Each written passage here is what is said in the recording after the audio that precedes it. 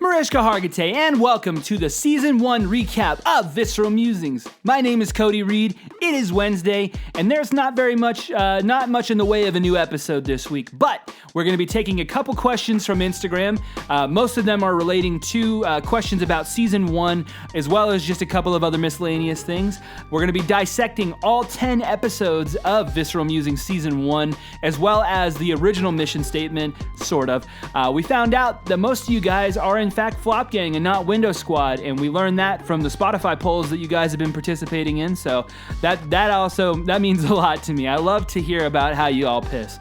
And then we're wrapping it up with the mission statement for Season 2, and it has been an absolute honor to spend every Wednesday with you guys for the past couple months, and so strap in and let's get right into it. I will see you next week for Season 2, Episode 1.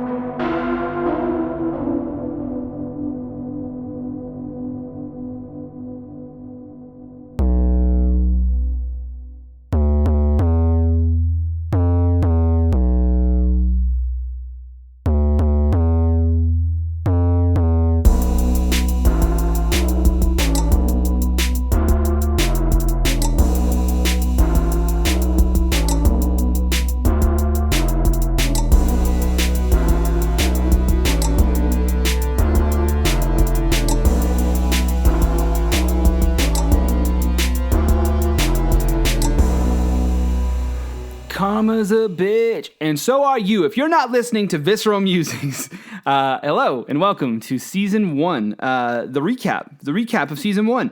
So, first off, let's get right into it with a couple of questions from Instagram, and boy, what a season we've had. When I put out these Q&A segments, usually what I'm looking for is, like, for this particular one is, like, what were your takeaways? What are some questions you may or may not have had from Season 1? So one of the things that I want to touch on is from Corey, my older brother, who I don't think actually listens to the show, but definitely like participates in the Q&As. So he says, how do you determine when a season ends? So the way that I had broke this down from the get-go was that I was only going to do 10 episodes per season, quote unquote season. And so it was a weird choice, I know, but what I wanted to do was kind of like track progress. And so in doing 10 episodes, which is, again, that's 10 weeks. That's a lot. If you really think about that, that's a lot of weeks. And including today, that puts us at 12. So I've done the mission statement, 10 episodes, and now the Season 1 recap. So the reason why I blocked it into 10 episodes was for that reason, was to like track progress and then be able to look back and then also give myself a buffer. So kind of like what today is like a buffer episode. And so what I can do is just give myself a little bit of time, like a break to get into Season 2. And that gives me time because it's a one-man show. It's like, it's not like I have other people necessarily helping me. Like I definitely reach out to other people for ideas sometimes. But for the most part, I write everything. I come up with all these things. And sometimes I need just like a break to collect some ideas. And then most of the time when I do episodes, I'll do chunks of episodes. I don't just do one. So So I determine when a season ends when I hit the 10 episode mark. Then I take a break, and then I'm going to start recuperating and pulling some more ideas together and trying to look back and kind of understand, what am I doing right? What am I doing wrong? What do I think I could do better at? And also just looking at statistics. But we'll get there. 2, Joe asks, who is someone you'd love to have on the podcast? So I had 2 people that are going to be on the podcast coming up, which will be the season premiere and the second episode, who are 2 people that I've wanted to talk to for a long time. And oddly enough, I didn't even necessarily have to reach out to them. We were just we were talking to each other, the first guest. And then the second guest was somebody who, which we'll get there. I'm actually interviewing one of them today. But it's kind of cool how it worked out, because now I think I have more of like a focus on what I want to do, and so I can kind of hone in on the certain things that I wanna nail with each specific guest. But if I'm doing like a pipe dream type of scenario, then like I would love to have Brian Quinn from the Impractical Jokers, and I think specifically we could talk about Ghostbusters. That's one of my favorite movies. That's one of his favorite movies, if not his favorite movie from what I recall listening to. Tell Him Steve Dave was like the first podcast that I ever got into. And I've always been an Impractical Jokers fan. I've always been a big fan of BQ. So definitely like a dream scenario type of guest. Dimitri Martin would be somebody. This is like, I'm punching way above my weight class with that. But like Dimitri Martin would be, I think, somebody who nails the format. I don't think he would ever be on a podcast. Or like, I think those two actually would probably be like my dream scenario. But otherwise, like there are some other artists that are more like local to Arizona, or like just people that I've come across that I think might be, I would like to have more of the guys from Alaska and me. So I've already done Ian. I would like to do Ben Turner. I would like to do Charles Ellsworth. I think that those would be really good episodes. Those would be a lot of fun. Those are people that I'm friends with and like people that I also respect. So I think that they'd be cool to kind of pick their brain and understand. The whole purpose of the podcast is to understand, like, I want to know what people like. So what is the makeup or the genetic makeup of like somebody's interests?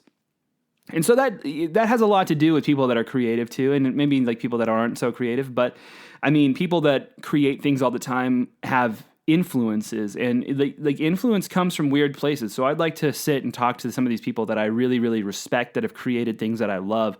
Like, I mean, Charles Ellsworth is a good example, but also like Brian Quinn did the Impractical Jokers. I would love to hear about the shit that he was into in high school, or like, I want to know too what changed your life overnight. Like, what is something that you watched, listened to, read, or like a topic that you ended up, or something you took a fucking class on or something, and then the next day you were different.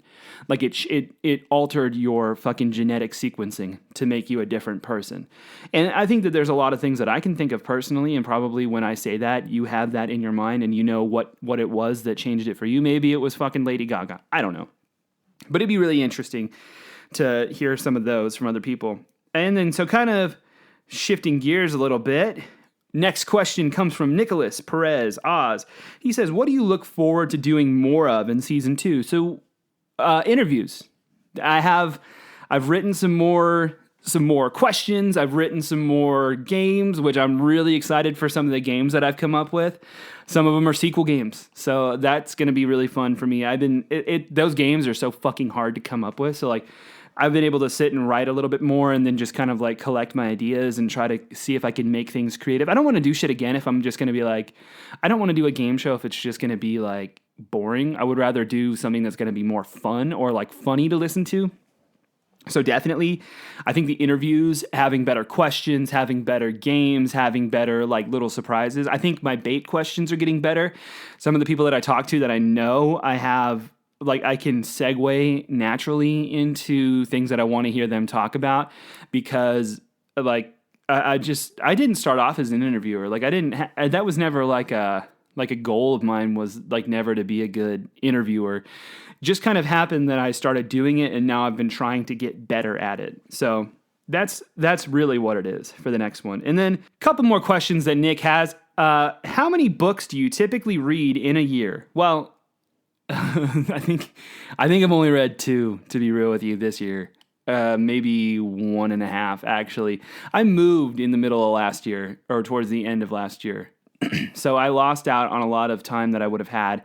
And then I got straight into doing music and doing more of like the, like just working. And then I didn't really prioritize time to sit and read comic books. The last thing that I read was Daredevil, the Mark Waid Daredevil. And that one was really good. Read some of the newer, like Jonathan Hickman Spider-Man. I thought was really good. I've been trying to make time for things like that, but like as far as like reading a fucking novel or like a biography or a collection of essays, I read 2 last year, and I have read a lot of comic books this year again, but not a book. So this is a question that I really liked. His last question I'm going to take from Nick is, do you believe in the mojo of an instrument, or is it all in the dome? Which is great, because, I mean, do higher-end instruments sound better than cheap ones? Yeah, they do, but that doesn't necessarily mean that, like, just because they're nice that they're good, if that makes sense. A lot of the time it has to do with the feel of the player who's like wrangling the instruments together. So like a prime example of that would be drums. I think that cheap drums do not sound as good as like high-end expensive drums. However, a good drummer can make any kit sound good. And that's like a universal truth. You can watch, there's a video of like, I mean, you can watch Stuart Copeland on a kit that doesn't even belong to him. He will fucking tear it apart. The dude is a fucking unit behind a drum kit.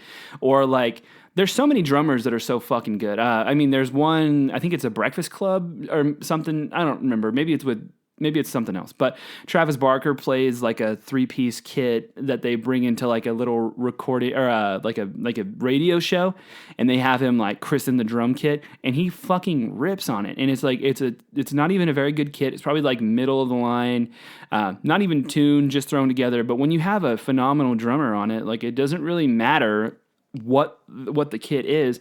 My instruments aren't high end. I'll admit that. My guitars have always kind of sucked a little bit.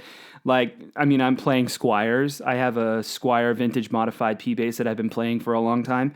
And it sounds good. I've recorded with it, and like people have given me top marks for the tones that we're able to pull out of it. And that's just from like, you kind of have to know how to maneuver your shit around a little bit, like if you set your neck, if you adjust the action on it. And also just knowing how to put the fucking thing together. Like, you can make a not very good guitar sound pretty decent. I mean, it'll only do as much as you can do with it, you know what I mean? But, like, I do think that there's mojo in the player, not so much in the instrument, if that makes sense. Seltzer water break. That's another thing. You probably heard a lot of this. Redacted. Or this. Seltzer water break. I got a soundboard. I got a MIDI controller for season 2, so that's going to be a lot more fun. I'm still kind of mapping it out, but yeah, this is fun. Redacted. Yeah. All right. So moving right along, we got Ben. We're going to do something. We're going to do 2 questions that aren't related to the podcast, and then we're going to end it on the podcast. And then we'll get back into the recap. So, number 1, has a movie changed your life for the worst? Yes, I'm not going to get into this a whole lot because I need to stop spending so much time answering questions. But yes, the Little Drummer Boy, the claymated one or whatever the fuck it is, the stop motion animated Little Drummer Boy, fucking ruined my life. I had nightmares about it. I was terrified of that movie when I was a little kid. I don't know why. It was just burned into my memory, and I was absolutely scared fucking shitless. It put the fear of God in me for some reason. I don't know why, but yeah, I've always hated that movie. It traumatized me as a kid. I can't really tell you why. Signs definitely gave me a lot of anxiety because I remember this one very specific time that we watched Signs in Tucson at my dad's old apartment. He wasn't there, but I was there with my older sister and 2 of my cousins, and they hid in... So he was like my dad and my mom were not together when I was a kid, but my dad was a truck driver, so he would be in Tucson, and whenever he would leave to go drive to fucking New Jersey or whatever, my mom would go stay in his apartment, and she'd bring the kids with her and stuff. So we went out to Tucson to go stay in my dad's apartment one weekend, and this is around the time that Signs had come out. So we were watching Signs, the fucking Mel Gibson movie, and then... We finish up the movie, and my little brother and I, Colton, we were fucking terrified. Like, it scared the shit out of us. And so I remember all the lights were off in the apartment, and my cousins and my sister hid in the cabinets of, like, my dad was like a bachelor. He didn't have any dishes or really anything in his cabinets. So they went and hid, and we walked into the kitchen. I remember looking for them, and they opened the cabinets and started like slamming them shut and shit. It was the most fucked up thing. And, like, I remember that. Like, I was probably 20 years ago, and I still have that like burned into my fucking psyche. So yeah, thank you, fucking bitches. So next one, an album I can't stand. I'm gonna keep talking, but I'm gonna look it up at the same time. There was a time when I worked at Samurai Sam's, which, if you stick around for season 2, episode 2, you will hear some about Samurai Sam's. But that's a little hint at who the guest is. So if you knew me back at that point in time, about 5 years ago, then you'll kind of understand what I'm talking about. But there was a time when I used to work there, and actually, I'll start on a different note. So, A Fever You Can't Sweat Out by Panic at the Disco. That is an album that I cannot fucking stand. So there was a couple of my favorite albums and a couple albums that I hate. They got stuck into my ex-girlfriend's CD player when we were in high school. her car stereo system like would get CDs stuck in it. And sometimes it was a blessing and other times it was a curse. Sometimes we would get stuff like Phoenix TX Lechuza would get stuck in there, or like No Effects, Self-Entitled, or Beastie Boys, Solid Gold Hits. Like that shit got stuck in there. And I was gassed up over that. Futures by Jimmy Eat World would get stuck in there. Certain mix CDs that I had made for her got stuck in there. So that was good. But then there was a time when Panic at the Disco, I think is that what it's called? Yeah, Fever You Can't Sweat Out. The one with I Write Sins, Not Tragedies. That one got stuck in there, and I fucking hate that album. I know that so many people love it, but Fever You Can't Sweat Out and Pretty Odd both got stuck in there at some point in time, and I just grew to resent Panic at the Disco with like a fiery passion. But we went and watched them one time, and they were pretty fun. I'm pretty sure they're done now. I don't know. I don't keep up with them. Songs for the Deaf from Queens of the Stone Age was one that got stuck in it wasn't stuck in a loop, but it was put on a loop one time while I was working at Samurai Sam's, like a couple days in a row. And I also grew to hate that one. And I've heard shit about like maybe Queens of the Stone Age doesn't have the best people in the band, but I mean, take that for what it's worth.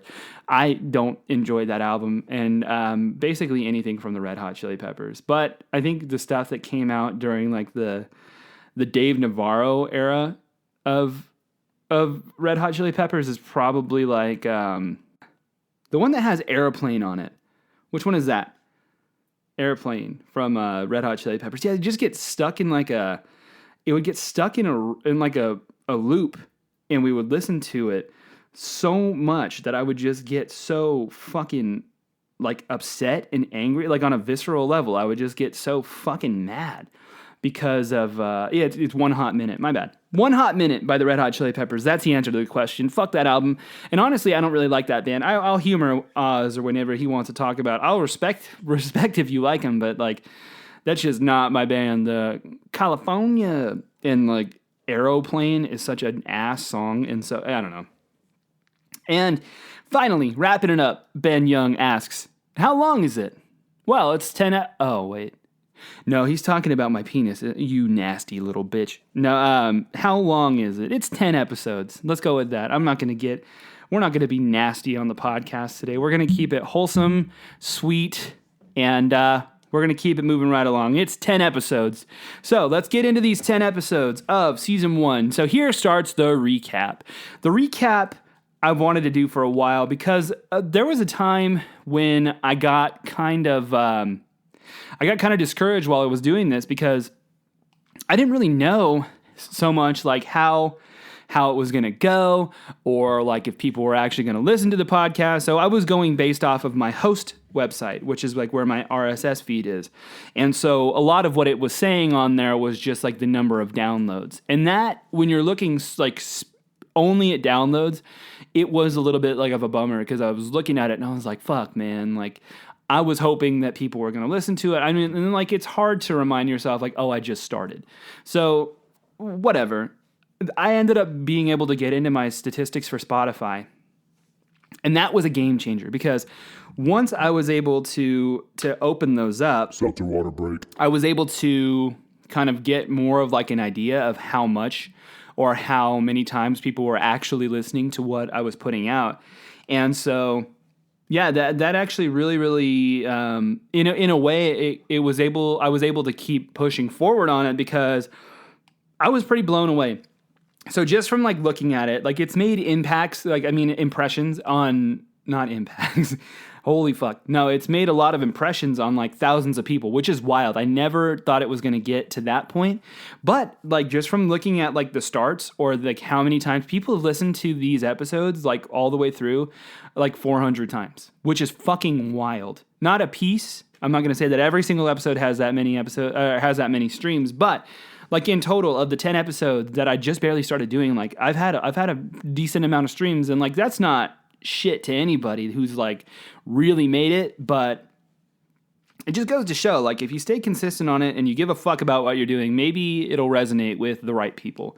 So thank you if you did listen to season 1 or if you're going to revisit it or this is your jumping on point. It's been really fucking nice to see some of the actual numbers behind it and to like kind of I was only seeing one thing, but when I was able to see another thing, it really did open my eyes to like, holy shit, people actually listen to it. And which is wild because a lot of this is just me fucking talking.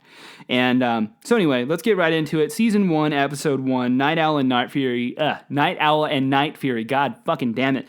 Night Owl and Night Fury right again. So when I reached out to do that episode to Josh, I called him and I was like, hey, I want to do this episode of this podcast. And I hadn't talked to him in a while, but then I was like, I wanted to do this for a long time. I think it'd be really cool if you were on it. And like, to my surprise, he was on board like from the get-go, which was really fucking cool. He was my best friend when we were kids. We spent every day together. We made efforts throughout the years to go and see each other. So it was really cool to do it with him and also just to be comfortable, like to have him on and for me to be more in my element because I'm just talking to a friend versus like, trying to force it with somebody I didn't know very well.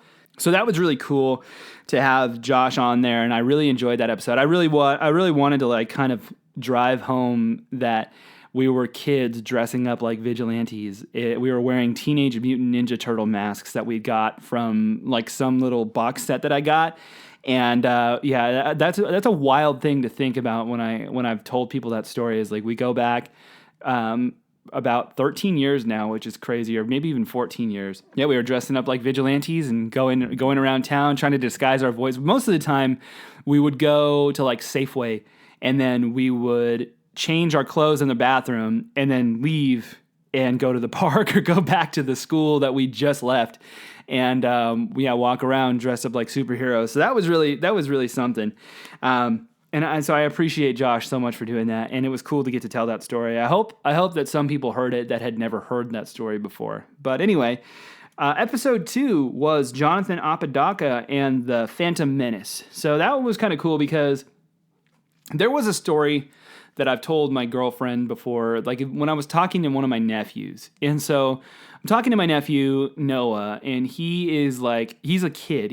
At this point in time, he was like maybe 5 or 6. And like, if you take that back, like he's fucking like, he's a teenager now. So this is like 10 years ago. And when we were talking back then, I was also like a teenager. I was like 17. So we're talking about the Star Wars stuff that he was getting into, and so I'm like, I like the original trilogy a lot. That's my Star Wars. And then at this point in time, we're getting ready for like then I think when I was 19, maybe was when The Force Awakens came out.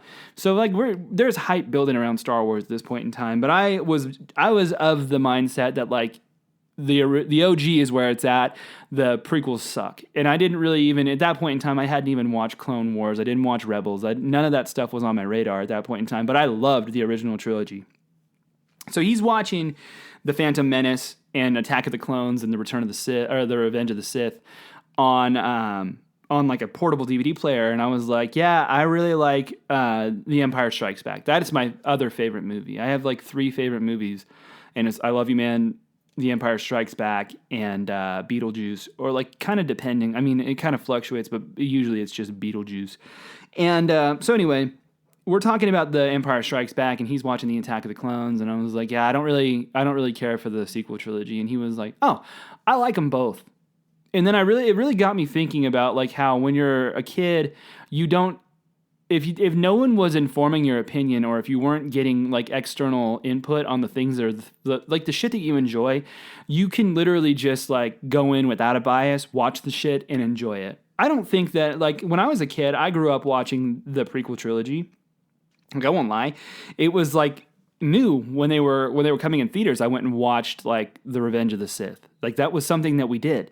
And then when I got older, I got way more into the original trilogy, and I don't even know why. Maybe it was because of like just purists like pounding it into my head, like this is what's good, and then if it's new, it sucks. So and like now I do still enjoy the original trilogy more than the sequel trilogy, and I always will. But it kind of shifted my mindset where I'm like, you can like both. You don't have to be a fuckface and like say that one's bad because you like the other one more. They can both be good for what they are.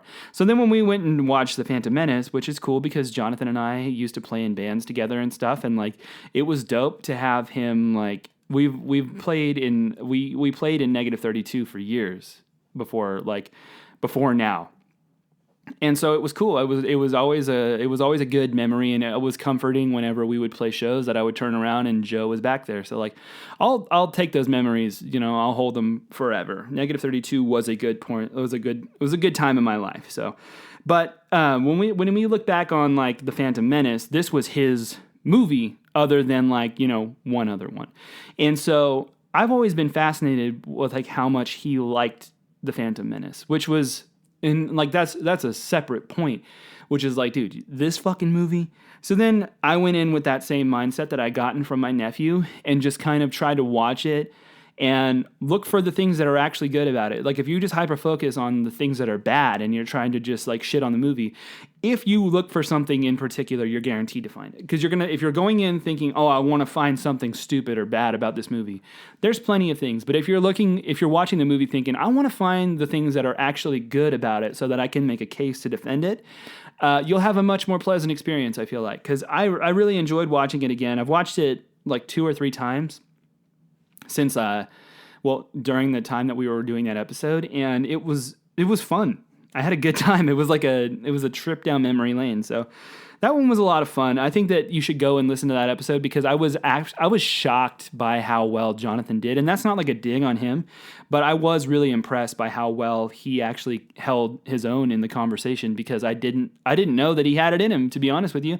I thought that because Joe's pretty quiet, like as a dude in most cases. He did so fucking well on that episode, and I was very impressed by it. So thank you, Joe, for doing that. Thanks for playing in bands with me for as long as we did. So that was really cool. Moving right along, another former bandmate of mine, Ian. We did Dumb and Dumber, I loved watching that movie again and like just kind of getting to laugh at it because it reminds me of like being a kid in the early 2000s because we watched it a lot at my grandma's house. Like it was just like something that we all quoted and watched all the time. We all loved Jim Carrey back then. So like Dumb and Dumber, How the Grinch Stole Christmas, The Truman Show, Ace Ventura especially. Like those were big movies for us when we were growing up. My dad loved Ace Ventura and Dumb and Dumber. So we watched them a lot.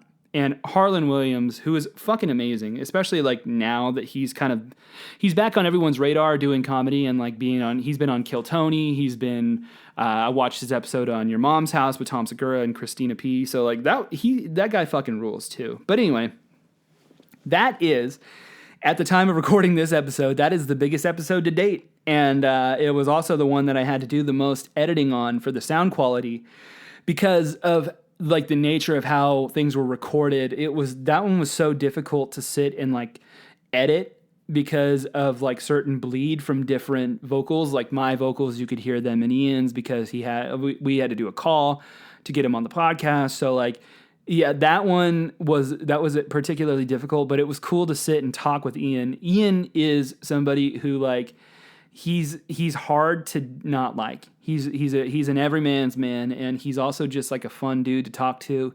I've been friends with him for a long time, and we got to talk about like the Phil stuff that I was a part of. What would it be like a year or two now that maybe 3 years ago when he started Phil, and like it was cool to reflect on that time and to talk about like where the band's going now, and so yeah, that was a lot of fun. Thank you, Ian. Next up, we had another member of the Phil family, which would be it's family, but with a PH. That's the Phil family. Tony Zavala, my boyfriend. We did the 40-Year-Old Virgin, which was hilarious. Tony, I loved doing his episode with him. That was another one that required heavy editing on the audio side, but I don't give a shit. I wanted him on this podcast so fucking bad that I didn't care. I would have done more editing just so I could have him on and like have you guys hear like just the way that he talks and the chill attitude that he has. It's so easy, especially listening back on that episode, to understand why I love this fucking dude so much. But we did play a game. We played Rapper or Scientist, which I was I was so proud of that game when I came up with it. And who knows, maybe we'll have other games like that have a part 2. I don't know. It depends on how well I can write on them. But yeah, Tony, he and I have always been like two peas in a pod when it came to the Phil stuff because we were the most similar to each other. And I was an outsider when I first came in there. These guys knew each other a little bit better than I did because I've known Ian for years, but I didn't hang out with them very much. And then getting immersed into the world of Phil and the Phil guys was a treat. And I'm always going to look back on that with like such high regard because we had so many great fucking times together. So it was cool to talk about those good times and also just to understand more of like, especially the two Phil guys like Tony and Ian, to kind of understand like what makes them the way that they are, because I didn't know that I'd never would have guessed that Ian, his favorite movie was Dumb and Dumber. But I think that a 40-year-old virgin totally tracks. But Tony's a funny dude. So yeah, I love those guys, and I'm really appreciative that they did this. Next up, what would this be? Halfway mark. This is episode 5 with Nicholas Oz Perez. So we did Everything Everywhere All at Once. That movie is one that was not like something that I had watched a whole lot or at all. I hadn't seen it at all. So then when he wanted to do his episode on that movie and I sat and watched it, I was just so fucking blown away by how much I enjoyed it. It was so fucking good. It was, in that talk that we had was so much fun, and I think that still stands as my favorite episode of this season. I think if there was a jump on point for people to go and listen to and just kind of understand what the show is about, it's that one. Season 1, episode 5 of with Everything Everywhere All at Once. And Oz, he's just a funny fucking dude. He was excited about it, and I think that episode just like totally nailed it for me. So I couldn't thank him enough. Episode 6 was with Larry. That was when we talked about AFI's Burials album, and that one, I'm gonna full disclosure, that episode so far at this point in time is done the second best, and it's neck and neck with another episode. I'll tell you which one that is. Hello, this is me from the future. I actually forgot to come back to this point, but it's plus 44 in AFI. Those are the two second best performing. Anyway, let's get back to it. But yeah, second best of the performances from this season, Burials from AFI with Larry Reynolds from Vacant Skies. That one was fun. I think we struck up more of an understanding with each other because we toured together, but we didn't hang out a whole lot, like as much as I feel like we should have hung out more now that like we've had these talks and I understand it more as a dude. But yeah, that was a lot of fun to get to know Larry on a more personal level and to also open up the discussion about, like, he told us things about his grandpa. He talked about like how he used to go to that record store that's no longer open in Flagstaff. So Seltzer water break. Lots of fun. Cool dude. He doesn't like Indian food. So that we learned a lot of fun things about the Vacant Skies frontman. And so, maybe one day, if there's another band that comes along, we'll be back on the road with Vacant Skies, and that'll be a lot of fun. Then we got, for episode 7, Gavin McAnally. He did Airplane, and boy, did he clam the fuck up. He was chatterboxed for the most of the day. We were out. We went to go. I met his daughter. We hung out with his wife, and my girlfriend went thrifting together and stuff. And we were having a grand old time, and he was being funny. And then we get him on the podcast, and it took him a while for him to open back up again because he wasn't expecting, I don't think, a bunch of questions. And then I'm throwing questions and shit at him, and he was like, "Oh fuck!" And so he does have a bad memory, but like it was interesting to sit and watch him go from being like, he shriveled up a little bit, and then like as he warmed up and just kind of was able to let him hang a little bit, he was able to spread his cheeks and learn to fly. So that was fun. Airplane's such a great movie, and I have a little nugget hidden, it's tucked away, of him talking about Gavin McAnally 1999. If you haven't listened to that episode, I wish I had the timestamp right here. Go listen to that fucking story because it's so funny. He had his friend created a fake Pornhub account with his, like, a picture of him, and just commented on and watched like thousands of videos. It's so fucking funny.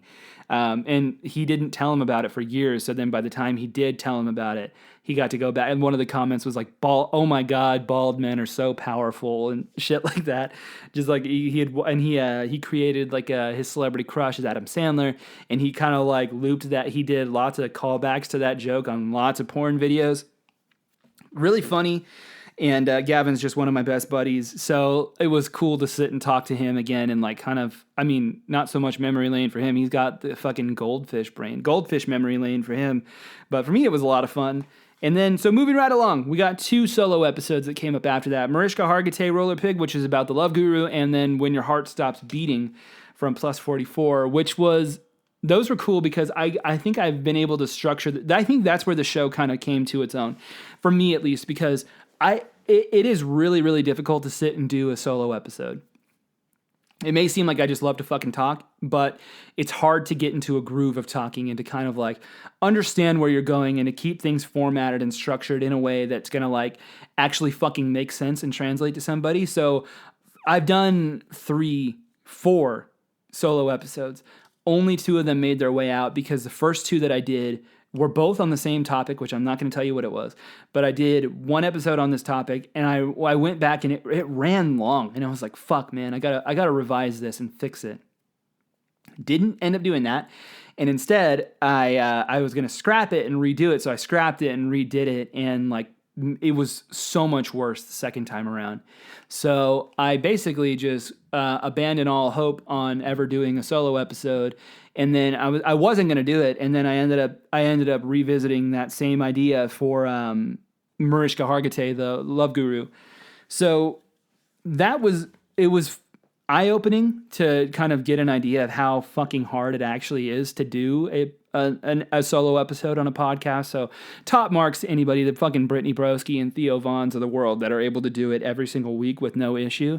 It is difficult, but I think that Plus 44, the When Your Heart Stops Beating episode, that was where it became apparent that I could do this, but also I could format the show better. And so it gave me a lot of ideas for the next season, which I needed some time to work on, which is another reason why it's broken into seasons. Now I have time to like kind of collect myself a little bit and get these ideas more cohesive or coherent. So yeah, I think that those 2 solo episodes, maybe they're not your favorite. I really enjoyed the Plus 44 one, to go back and listen to it, because it felt like I was able to do this on a better level than I was before. And then finally we did I Love You Man, which was, we flipped the format. We had Oz Perez interview me about certain things, and then like my favorite movie. I liked it. It was interesting to be interviewed on your own show, and like that's the first time I've ever been interviewed. No one's ever asked me questions about like creative things or anything before, so I thought it was cool that Oz. Most of those were just Oz's ideas. I didn't play any part in that, and he also guided the discussion about I Love You Man, and so just again like a fucking phenomenal dude and somebody who I respect the hell out of, and he's welcome on the podcast, and we'll be back, I'm sure, several times, because he's the man, and such a great person to have like a conversation with. So anyway, that concludes the recap of season 1 of Visceral Musings. So when it comes to like, we've done this already. We've already heard certain things get taken out. Redacted. We've heard me slurp a couple of drinks. Seltzer water break. Whether it's plain seltzer water, whether it's hard seltzers, you guys have been there through thick and thin. Oh, bitch, mama. And so what we're going to do now is talk about season 2. What is the goal with season 2? So this is where I want to get a little bit more real. I'm putting the soundboard away, and I'm just gonna get into it. So when I started doing this podcast, originally, there are certain people that haven't been on the podcast because I wasn't comfortable with it yet. And what I wanted to do is I wanted to interview my friends, and I wanted to get like a feel for, how do I interview? How do I even fucking do this? How do I make these ideas funny? How do I make myself seem funny? Yada, yada, so on and so forth. And so when it comes to season 2, and maybe even like extending beyond that, I don't know how long it'll run for. You never know how long these things are going to last. But what I want to do is, I wanted, when it started, to be good for starting. Like, I wanted people to listen to it and maybe like giggle at something, or be like, "Oh, I really enjoyed you talking about this movie, this band, this whatever that I really enjoyed," and like trying to get people to listen to it. Now that I've seen that some people are listening to it, like there's people that are following it. If you do happen to hear this part of the podcast, I would like for you to take just 1 fucking second, swipe away from this episode, and just leave a review on Spotify. That's all. If you left a review, or if you answered one of the Q&A things that I put in the Spotify, whatever you call it, like the episode card thing, those are really meaningful and also very helpful, because it's like, it's interaction that I can see. I can see it on another platform, which is cool because I don't see it from my host site. Anyway, beside the point, what I want to do now is, want to get good at this. Like, I don't want it to just be a one-off thing that I did, and then people are like, oh, it's good for this reason. It's good. It's conditionally good. It's good for just starting. It's good for your first time interviewing. It's good for your first time doing this. I don't want it to be that anymore. I would rather it be, this is good. Just plain and simple, cut and dry, it's good.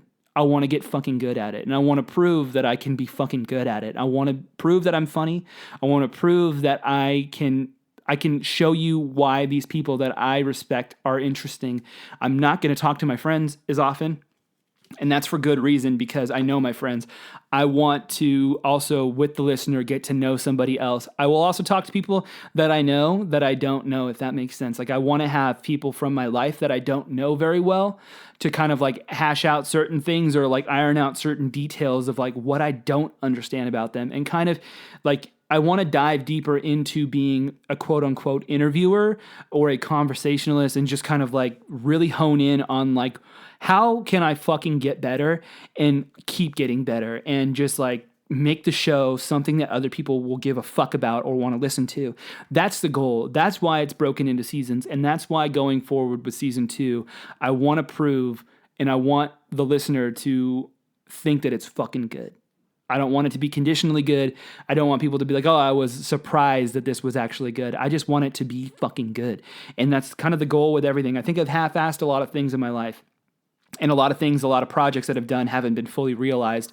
And I don't want this to be another example of that. And as frustrating as it is to sit back and have to fucking actually work to get good at something, I really just want that. I want to be fucking good at it. And I want it to matter to somebody else. And I want things that matter to other people. I want that to come across. I want to find a way to translate that like warm feeling in your heart about the things that you like into actual words, and to get them to resonate with the right people. So thank you guys for listening to Visceral Musings Season 1. Next week, we are beginning Season 2, and I have some fun questions, some great games, some awesome guests. Some of them are people that I don't know very well. And so that's it's a little bit intimidating, but it's really, really exciting, because I can ask questions and kind of get like a gauge of these people without like it already being informed. Like, there's a lot of people that I've talked to before that I already knew, and I knew where I could push with them. So I'm interested to see how that plays out going forward. Like I said, I'm recording a new episode tonight. And then, so yeah, next Wednesday, I will see you guys again with Season 2, Episode 1. Let's leave you with this. Oh, bitch mama. And let's go right to the title sequence. I will see you next week, motherfuckers.